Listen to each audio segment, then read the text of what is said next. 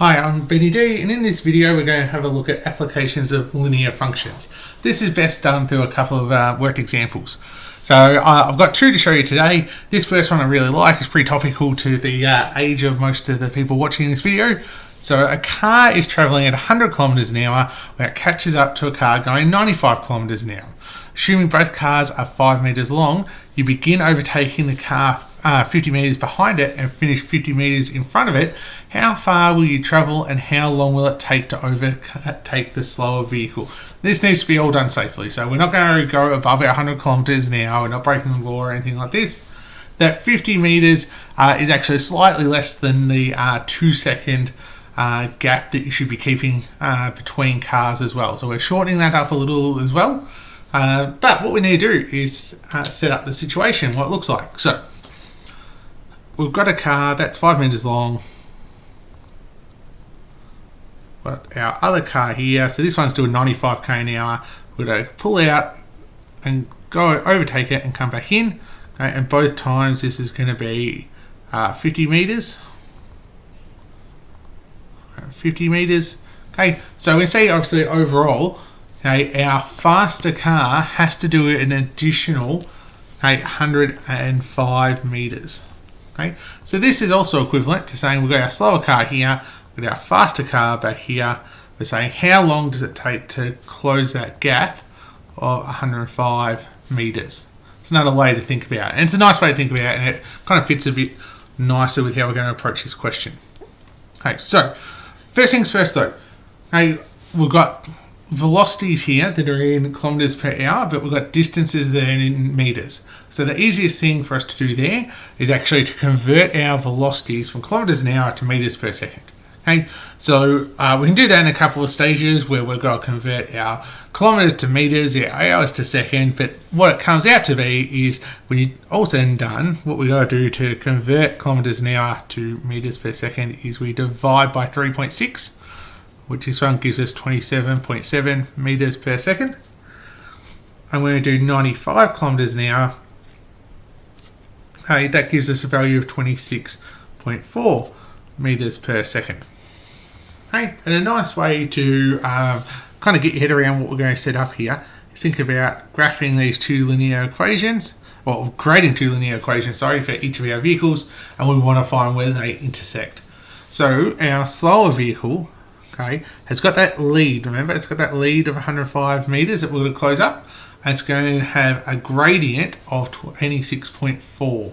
So we can say that this one, okay, the distance that it would travel is going to equal 26.4 t, because 26.4 meters per second, okay, plus that initial head start of 105 meters.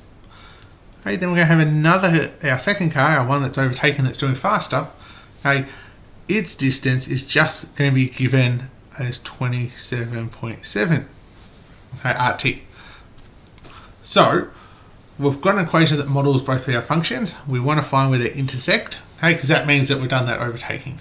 Okay, so we're going to call this one equation 1, this one equation 2, and all we're going to do is make both of our equations equal, because we can see they're both equal d.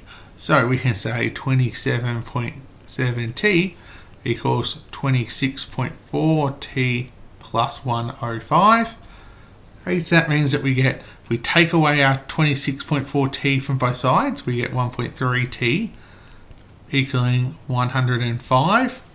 Now I didn't pre-work that one out, so I'll just have to work that one out quickly. That gives us a time of 80.77 seconds. Okay, so it'd be a minute 20 to get around there. Okay, so now we know if we want to work out our distance d, we can make that equal to, we may as well just use our 27.7 velocity.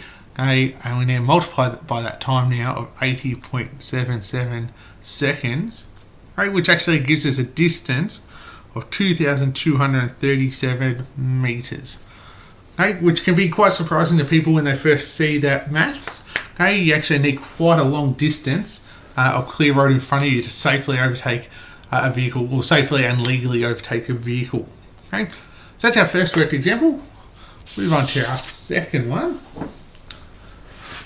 Second one's a pretty classic type of question, you'll probably come across a question similar to this in textbook or maybe in an exam, but most likely it's just a pretty standard application question from a textbook. So we're saying Ace Car Rentals charge a flat rate of $100 plus 20 cents per kilometre, whilst Budget Car Rentals charge a flat rate of $60 plus 30 cents per kilometre. Okay, how far would you need to travel for our Ace Car Rentals to be cheaper?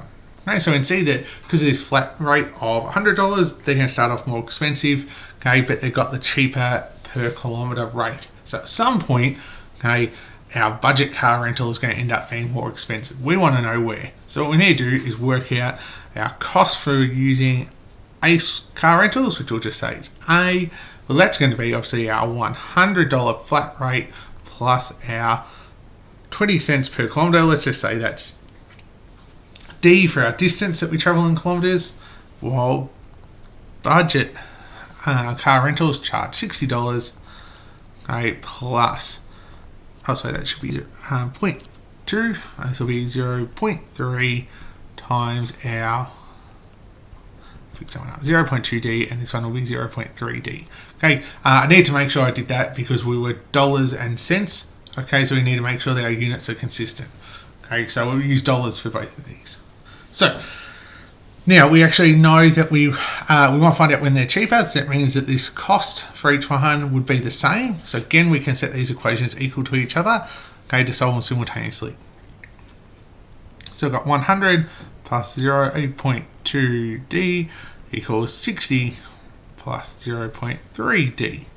Okay, so we can take our 60 away, take our 0.2D away. So on this side, we'll be left with 40.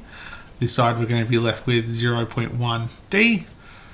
Okay, so to work out our distance, okay, we've got to divide now by 0.1, which means we're going to get 400 equals D. So that's going to be 400 kilometres.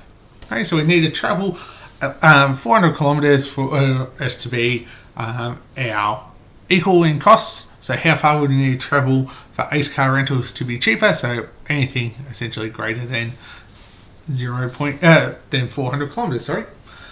So there's a couple of examples about our applications for linear functions, and hopefully that'll help you get through some of the questions you need to do.